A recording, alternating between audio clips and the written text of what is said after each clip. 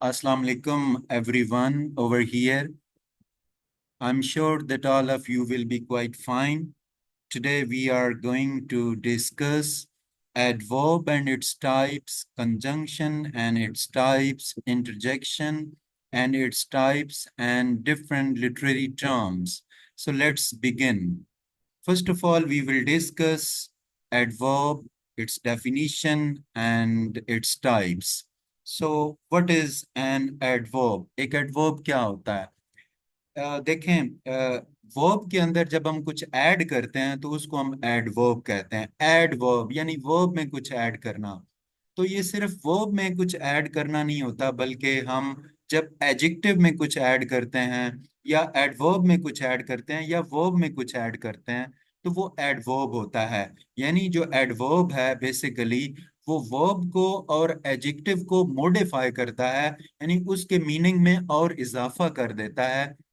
यानी जब वर्ब के मीनिंग में या फिर एडजेक्टिव के मीनिंग में कुछ एडिशन हो, कुछ ऐड हो, तो दैट इज कॉल्ड एडवर्ब। ठीक है। एडवर्ब जो है वो टिपिकली हमें आंसर देता है किन क्वेश्चंस का, के हाउ, कैसे, व्हेन, कब, वेयर, कहाँ, एंड टू व्हाट एक्सटेंट, किस लेवल पर। तो हम इसकी टाइप्स देखते हैं। इसकी टाइप्स में आपको एग्जांपल्स भी मिलेंगी तो आपकी अंडरस्टैंडिंग और क्लियर होती जाएगी। अब देखें एडवर्ब की टाइप्स क्या। Number one, adverbs adverbs of manner. Adverb of manner जो है इसमें क्या होता है, एडवर्ब ऑफ मैनर हमें बताता है कि एक एक्शन जो है वो किस तरीके से एग्जीक्यूट हुआ है, किस तरीके से एक एक्शन जो है वो परफॉर्म हुआ है। अब देखें इसकी एग्जांपल, शी सैंग ब्यूटीफुली। ये ब्यूटीफुली का वर्ड बोल्ड हुआ है, तो ये एडवर्ब है। और कौन सा एडवर्ब है? Adverb of manner. She सैंग beautifully, कि किस मैनर से, किस तरीके से वो गाती है, तो ब्यूटीफुली। ब्यूटीफुली का जो वर्ड है ये एडवर्ब ऑफ मैनर है। ही ड्राइव्स केयरफुली, केयरफुली ड्राइव करता है वो, तो केयरफुली जो है ये एडवर्ब ऑफ मैनर है। दे वर्क डिलीजेंटली, वो बड़ी मेहनत से काम करते हैं, तो डिलीजेंटली जो है ये एडवर्ब है। और कौन सा एडवर्ब? एडवर्ब ऑफ मैनर, कि कोई चीज किस तरीके से परफॉर्म हो रही है, कोई एक्शन किस तरीके से परफॉर्म हो रहा है। हम दूसरा देखेंगे adverb of time. Adverb of time जो है किसके बारे में हमें बताता है कि व्हेन समथिंग हैपेंस, कि एक चीज जो है ये कब होती है। अब देखें, ही विल मीट टुमारो, वो कल मिलेगा। अब इसमें कुछ काम जो हो रहा है वो कब हो रहा है? टुमारो। तो टुमारो एक इंडिकेट कर रहा है किसको? एक टाइम को इंडिकेट कर रहा है। ठीक है। इसके बाद ही often visits his grand parents. Often का वर्ड हमें बता रहा है। ठीक है। ऑफन क्या है? एडवर्ब है, एडवर्ब ऑफ टाइम है। ये हमें बता रहा है कि वो अपने ग्रैंड पेरेंट्स के बाद जो है पास जो है वो कब जाता है, व्हेन। ठीक है।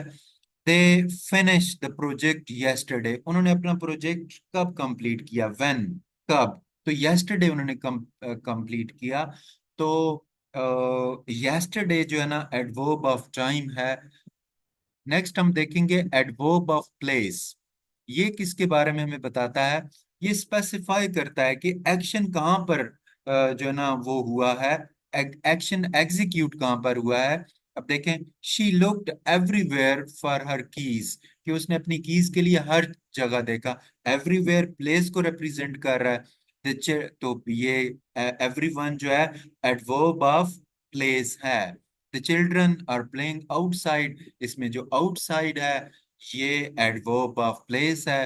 He lives nearby, nearby जो है ये एडवर्ब ऑफ प्लेस है। एडवर्ब ऑफ डिग्री, ये में बताता है कि क्या हमें बताता है कि कोई एक्शन जो है वो किस लेवल पर जाकर हुआ है, हाउ मच और टू व्हाट एक्सटेंट। अब देखें, शी इज एक्सट्रीमली हैप्पी, वो बहुत खुश है। एक्सट्रीमली का वर्ड हमें एडवर्ब ऑफ डिग्री के बारे में बता रहा है। The soup is too hot.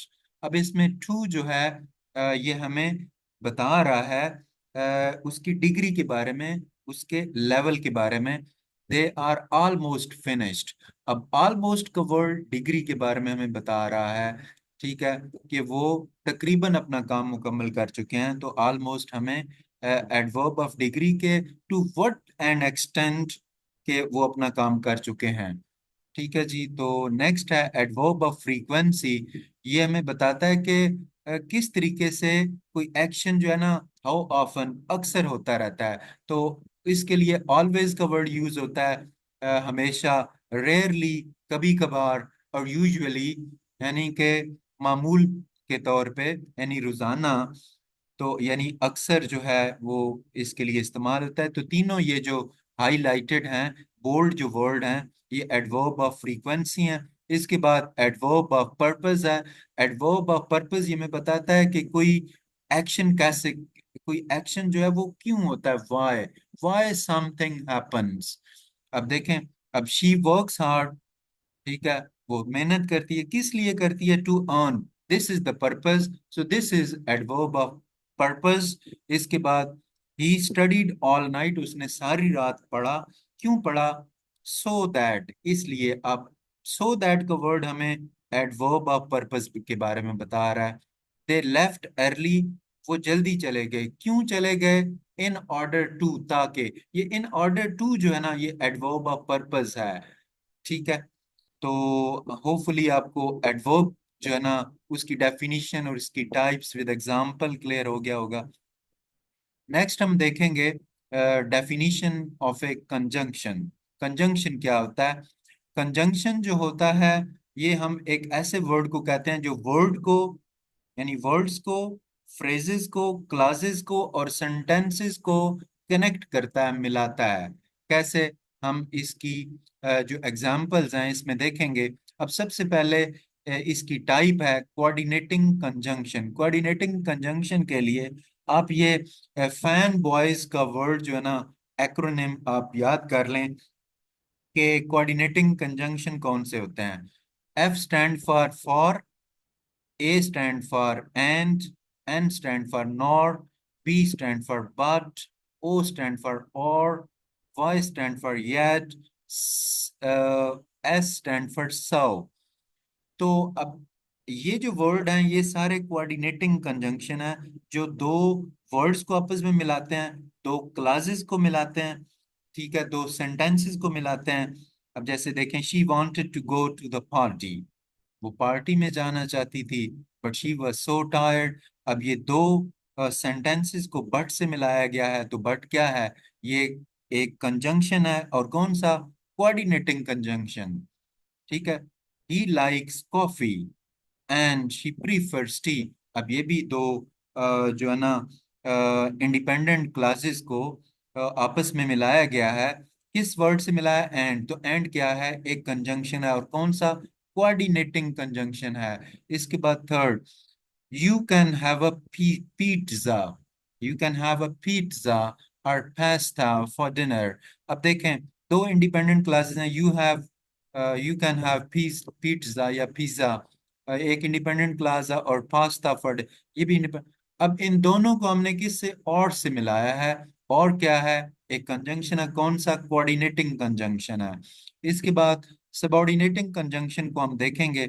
Subordinating conjunction क्या होता है, ये कनेक्ट करता है किसको, डिपेंडेंट क्लॉज को एक इंडिपेंडेंट क्लॉज के साथ, यानी रिलेशनशिप शो करता है। अब इसके लिए जो वर्ड यूज होते हैं वो because, although, since, while, if, when, unless, before, after. अब she stayed home because it was raining. अब बिकॉज जो है ये कंजंक्शन है, कौन सा, सबऑर्डिनेटिंग कंजंक्शन है। although he was tired he continued working। अब although क्या है, although कंजंक्शन है, कौन सा कंजंक्शन है, सबऑर्डिनेटिंग कंजंक्शन है। when the bell rang the student left the classroom। अब इसमें when क्या है, when कंजंक्शन, क्योंकि सेंटेंसेस को कंबाइन कर रहा है। ठीक है। तो कौन सा है, सबऑर्डिनेटिंग कंजंक्शन है। नेक्स्ट हमारे पास कोरेलेटिव, कोरेलेटिव कंजंक्शन, ये कौन सा होता है, दीज कम इन पेयर्स। ये वो वर्ड्स होते हैं जो पेयर्स की सूरत में आते हैं, जैसे आइदर और, neither nor, both and, not only but also. अब देखें, either you come with me, या तो तुम मेरे साथ आओ, और यू स्टे हियर, या फिर यहाँ पे रुको। अब आइदर का यूज भी किया हमने और का, तो ये वो कोरेलेटिव कंजंक्शन है जो पेयर की सूरत में आते हैं। आइदर और ये कंजंक्शन है कौन सा, कोरेलेटिव कंजंक्शन है जो पेयर की फॉर्म में यूज हुआ है। She is both smart and hard working, both and use हुआ है। नाइदर जॉन, ना जॉन, नॉर पीटर, और ना ही पीटर अटेंडेड द मीटिंग। तो नाइदर और नॉर कोरेलेटिव कंजंक्शन है। नेक्स्ट हम देखेंगे इंटरजेक्शन को। इंटरजेक्शन क्या होता है? इंटरजेक्शन एक ऐसा वर्ड होता है जो बड़ा स्ट्रॉन्ग फीलिंग को जाहिर करता है। स्ट्रॉन्ग फीलिंग बड़े सडन किस्म के होते हैं, इमोशन को जाहिर करता है, फीलिंग को जाहिर करता है। कौन से फीलिंग को? हैरत यानी सरप्राइज जब जब होते हैं तो जॉय की फीलिंग को जाहिर करता है, एक्साइटमेंट की फीलिंग को, एंगर की फीलिंग को, फ्रस्ट्रेशन की फीलिंग को जाहिर करता है। ठीक है, इसके लिए ये जो वर्ड है ना, ये साइन ऑफ एक्सक्लेमेशन, ये जरूर यूज होता है इसके एंड पे। अब देखें, इंटरजेक्शन फॉर ग्रीटिंग होते हैं। अब हेलो, हाउ आर यू, ये ग्रीटिंग के लिए हमने हेलो यूज किया है। इस तरह हाय होता है, हे, ये सारे वो कंजंक्शन है, सॉरी इंटरजेक्शन है जो हम ग्रीटिंग्स के लिए यूज करते हैं। इसके बाद इंटरजेक्शन फॉर जॉय, खुशी के लिए इंटरजेक्शन जो हम जॉय यूज करते हैं, हुर्रे, हुर्रे खुशी के लिए होता है। या ठीक है, वाओ। ठीक है, अब देखें इन सब के आगे ये साइन ऑफ एक्सक्लामेशन है। इसके बाद हम सरप्राइज, हैरत के लिए जो यूज करते हैं, एस्टोनिशमेंट के लिए, सरप्राइज होने के लिए, या एक शॉक के लिए, ओ, ओ, ऐसे हम कहते हैं ना, I didn't expect to see you here, हैरत है। What, you got the job, what, हैरत हो रही है। वो, that was a close call, यानी हम जो है ना बच गए। ठीक है, तो इस तरीके से यूज होता है। इंटरजेक्शन हैरत के लिए भी हम, सॉरी एंगर के लिए भी इस्तेमाल करते हैं, और अनॉयंस यानी नाराजगी के लिए। तो अब इसमें देखें, ओ, आई हेट दिस ट्रैफिक, तो ये किसके लिए है? एंगर के लिए।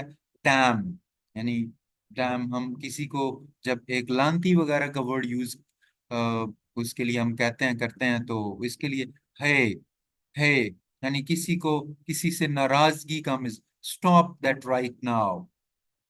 इसके बाद इंटरजेक्शन फॉर सारो, गम और पेन के लिए हम इस्तेमाल करते हैं। दर्द के लिए अलास, जो हम अक्सर जो है ना किसी की डेथ पे यूज करते हैं।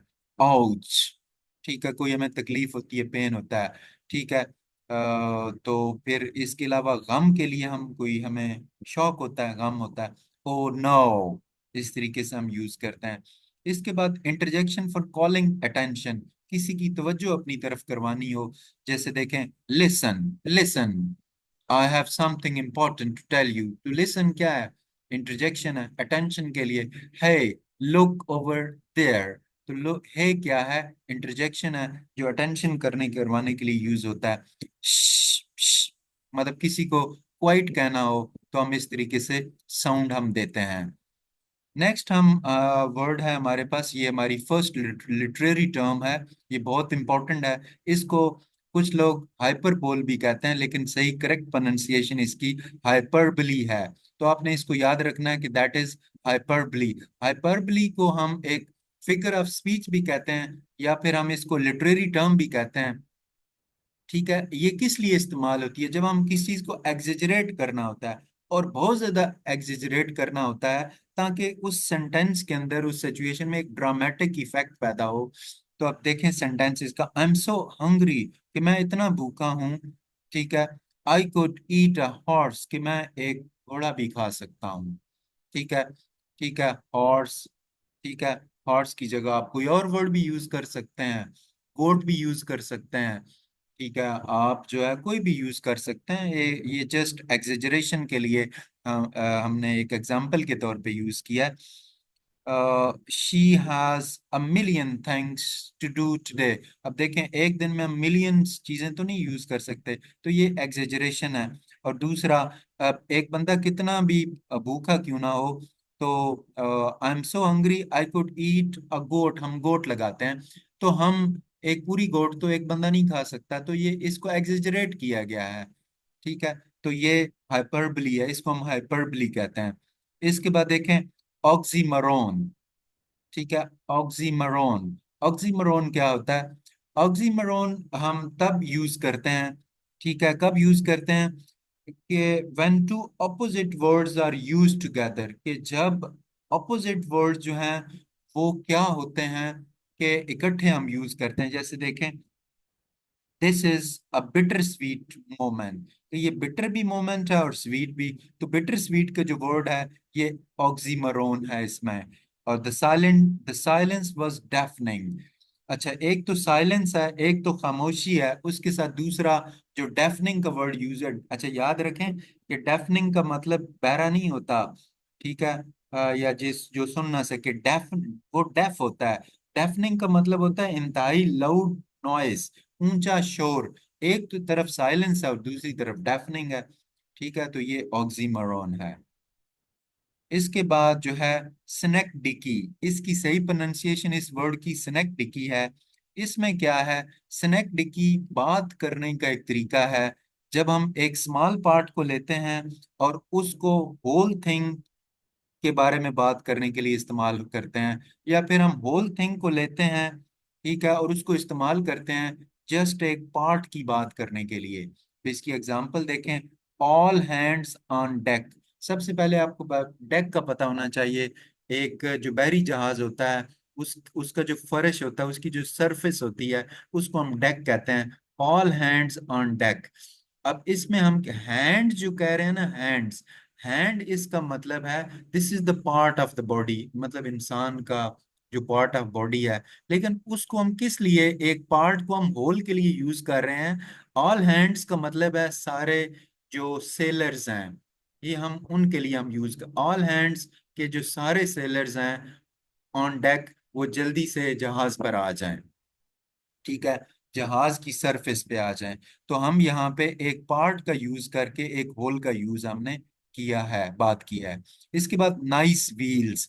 अब नाइस व्हील्स बेसिकली हम किसको कहते हैं? एक अच्छी गाड़ी को कहते हैं। अब व्हील्स का, व्हील्स एक जस्ट एक पार्ट है, लेकिन हमने उसको यूज किया एक एंटायर कार के लिए। तो हमने एक पार्ट को यूज करके एक होल की बात की है। होल मीन एक कार की बात की है। Nice wheels mean nice car. इसकी एक और एग्जांपल देखें, the police arrived at the station. अब जो पुलिस है ये एक, एंड पुलिस का मतलब एक एक एक ऑर्गेनाइजेशन को रिप्रेजेंट कर रही है। लेकिन ये एक मतलब हमने एक वर्ड लिया है, एक पार्ट लिया है, लेकिन ये रिप्रेजेंट होल को कर रही है। पुलिस जो है ना, यहाँ एंटायर पुलिस फोर्स को रिप्रेजेंट कर रही है, ठीक है। हमने होल को लिया और पार्ट, पार्ट इसमें क्या है कि चंद पुलिस ऑफिसर्स। अब सारी पुलिस तो नहीं आ सकती ना, हमने पूरी एक होल की बात की है, होल को लिया है जो कि पुलिस है, और हम बात किसकी कर रहे हैं? एक जस्ट पार्ट की, कि चंद ऑफिसर उस सीन पे आए। इसके बाद हमारी नेक्स्ट लिटरेरी टर्म या figure of speech, that is epithet. Epithet जो होता है एक एडजेक्टिव होता है या फिर डिस्क्रिप्टिव फ्रेज होती है, जो कि जिसको हम यूज करते हैं, जो कि एक्सप्रेस करती है किसी बंदे की कोई क्वालिटी या करेक्टरिस्टिक। जैसे देखें, अलेक्जेंडर द ग्रेट, ये हम सिकंदर आजम को कहते हैं। अलेक्जेंडर यानी सिकंदर, तो जो ग्रेट है ये उसकी एक क्वालिटी है। तो जो इसमें जो ग्रेट है ये एपिथेट है। इसके बाद स्विफ्ट फुटेड। अब इसकी आप सबसे पहले प्रोनाउंसिएशन देखें, एक्किलीज। एक्किलीज, एक्किलीज कौन था? एक वॉरियर था, ग्रीक वॉरियर था, ग्रीक माइथोलॉजी में एक जंगजू था। तो स्विफ्ट फुटेड एक्किलीज यानी एक बड़ा तेज तेज किस्म का जंगजू। तो इसमें जो स्विफ्ट फुटेड है ना, ये एक्किलीज की एक क्वालिटी है।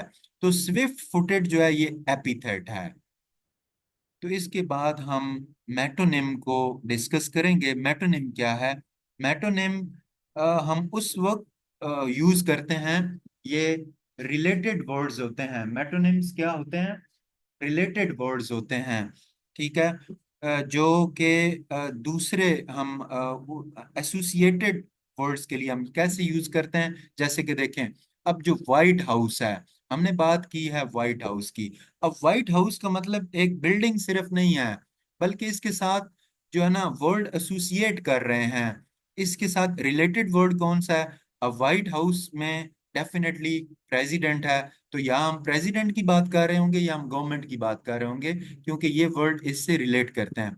द पेन, जब हम पेन की बात कर रहे होंगे तो हम सिर्फ कलम की बात नहीं कर रहे, बल्कि हम राइटिंग या फिर नॉलेज की बात कर रहे हैं। तो पेन के साथ जो राइटिंग और नॉलेज है, ये एसोसिएटेड वर्ड है, रिलेटेड वर्ड है। इसके बाद हम एनाफोरा यूज करेंगे। एनाफोरा भी एक लिटरेरी टर्म है, एक लिटरेरी डिवाइस है, जिसको हम यूज करते हैं। ठीक है, कब यूज करते हैं? सेंटेंस के बिगनिंग पे, और रिपीट, ये बार बार रिपीट होती है सेंटेंस की बिगनिंग पे या फ्रेजेस की बिगनिंग में, ताकि रिदम पैदा हो। अब जैसे देखें, we shall fight on the beaches, we shall fight on the beaches. अब वी शैल फाइट, अब आगे देखें, we shall fight, we shall fight. अब ये 3 दफा 3 फ्रेजेस में यूज हुआ है, ये रिदम पैदा करने के लिए है। ठीक है, तो वी शैल फाइट इसमें जो है ये एनाफोरा है। इसके बाद दूसरे सेंटेंस में देखें, एवरी डे, एवरी नाइट। अब एवरी का वर्ड बार बार बार रिपीट हुआ है, तो ये भी एनाफोरा है, ये कंसिस्टेंसी को जाहिर कर रहा है। इसके बाद हमारी जो सेवंथ लिटरेरी टर्म है, दैट इज लिटोटीज। लिटोटीज, मैंने लाइटोटीज भी आप इसे बोल सकते हैं, मैंने प्रोनाउंसिएशन आगे लिख दिया है ताकि आप इसको सही प्रोनाउंस कर सकें। इसकी जो सही प्रोनाउंसिएशन है वो क्या है? लाइटोटीज। तो आपने इसको सही प्रोनाउंस करना है। जी, तो लाइटोटीज क्या है? लाइटोटीज एक ऐसी लिटरेरी टर्म है जो एक्सप्रेस करती है डबल नेगेटिव मीनिंग्स को। ठीक है, ताकि कुछ पॉजिटिव जो है ना डिस्क्राइब हो। अब देखें, it's not bad at all. अब बैड पहले ही, एक तो नॉट नेगेटिव है, दूसरा बैड नेगेटिव है। जब आप दो नेगेटिव को मिलाते हैं तो वो गुड हो जाता है, मीनिंग इट्स गुड। अब दूसरा, he is not unkind.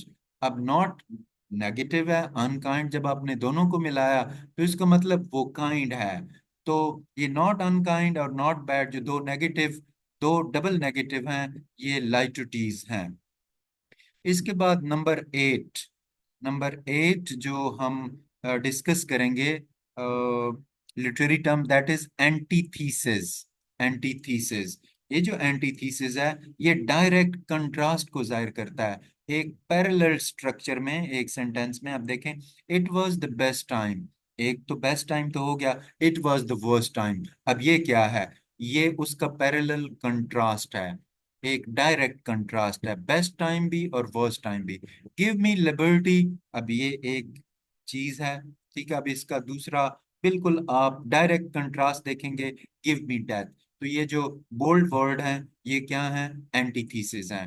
Next हमारे पास है नंबर 9 है, हम डिस्कस करेंगे नॉमिनल क्लास। ये ग्रामर की टर्म है, ग्रामर है, ये लिटरेरी टर्म नहीं है, याद रखिएगा। नॉमिनल क्लास, जिसको हम नाउन क्लास भी कहते हैं, ये ग्रुप ऑफ वर्ड होता है जो एक्ट करता है नाउन के तौर पे। अब जैसे देखें, when she said made what she said made everyone laugh। जो कुछ उसने कहा सबको हंसने पर मजबूर कर दिया। अब what she said जो है, ये क्या है? नॉमिनल क्लॉज है, ये नाउन के तौर पर यूज हुआ है इसमें, what she said। क्योंकि इसमें हम वर्ड का यूज करते हैं, दैट का, हु का, होम का, वेदर का। दूसरी एग्जांपल देखें, I don't know if he will come. अब इसमें इफ ही विल कम जो है, ये नॉमिनल क्लॉज है, क्योंकि ये एक्ट कर रहा है इस सेंटेंस में एक नाउन के तौर पे। दूसरा हमारे पास एडवर्बियल क्लास है। एडवर्बियल क्लास जो है, एक ऐसी क्लास होती है जो ग्रुप ऑफ वर्ड्स को जाहिर करती है, जो एक्ट करते हैं एक एडवर्ब के तौर पर एक सेंटेंस में। How, when, where and why के तौर पर हम इसको इस्तेमाल करते हैं। व्हेन द बेल रैंग, ठीक है, व्हेन द बेल रैंग जो है, ये क्या है? ये एक एडवर्बियल क्लास है, क्योंकि इसमें एडवर्ब है। ठीक है, तो इसके बाद दूसरी एग्जांपल देखें, ही रैन। ठीक है, ये ही इसमें सब्जेक्ट है, रैन इसमें वर्ब है। तो as if life depended on it. अब as if life dependent on it, ये एक एडवर्बियल क्लास है क्योंकि ये एडवर्ब है। इसके बाद हम मेटाफर को देखेंगे, सिमिली को देखेंगे। लेकिन मेटाफर को समझने के लिए पहले आपको सिमिली का समझ आना जरूरी है।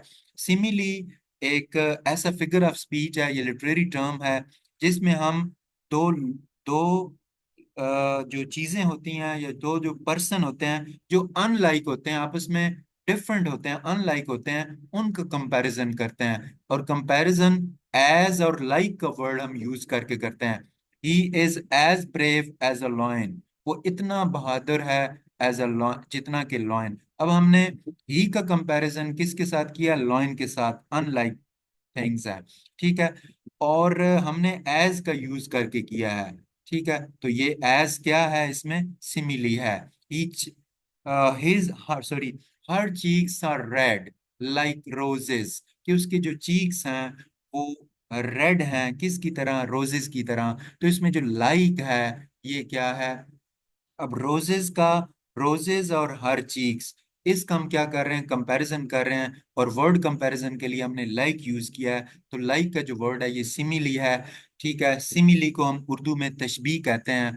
इसमें हम देखें, एज और लाइक का इस्तेमाल करके हम यूज करेंगे तो वो तशबीह होगी, यानी सिमिली होगी। लेकिन जब हम मेटाफर का यूज करते हैं तो इसमें भी हम अनलाइक थिंग को कंपेयर करते हैं, लेकिन इसमें हम डायरेक्ट कह देते हैं। जैसे देखें, अब हमने द क्लासरूम वाज एज या लाइक नहीं हम कहेंगे, द क्लासरूम वाज अ जू, कि हमने क्लासरूम को डायरेक्ट जू कह दिया। और her smile is a ray of, हम ये नहीं कह रहे इज लाइक या इज एज, बल्कि हम डायरेक्ट कह रहे हैं कि उसकी स्माइल जो है वो रे ऑफ सनशाइन है। जब हम डायरेक्ट कहते हैं तो मेटाफर यानी इस्तारा, मेटाफर को इस्तारा कहते हैं। जब हम डायरेक्ट कंपैरिजन करते हैं दो अनलाइक चीजों का तो वो मेटाफर होता है। और जब हम एज और लाइक का कंपैरिजन करके कहते करते हैं तो वो तशबीह यानी सिमिली होती है।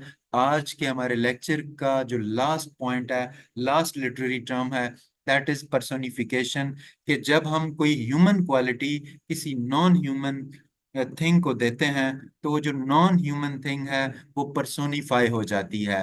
द विंड विस्पर्ड, अब जो विस्परिंग करना है ये ह्यूमन क्वालिटी है, लेकिन हमने जो ये क्वालिटी है ये विंड को दी है, तो विंड को हमने पर्सोनिफाई कर दिया है। और कौन सा वर्ड पर्सोनिफाई कर रहा है? विस्पर्ड। द सन स्माइल्ड, अब सूरज तो नहीं मुस्कुराता, ये तो ह्यूमन क्वालिटी है, लेकिन हमने किसको दिया है? सन को, और हमने सन को पर्सोनिफाई कर दिया है। और वर्ल्ड कौन सा पर्सोनिफाई कर रहा है? स्माइल्ड। तो स्टूडेंट, ये आज का हमारा लेक्चर था जिसमें हमने बहुत सारे पॉइंट्स को कवर अप करने की कोशिश की।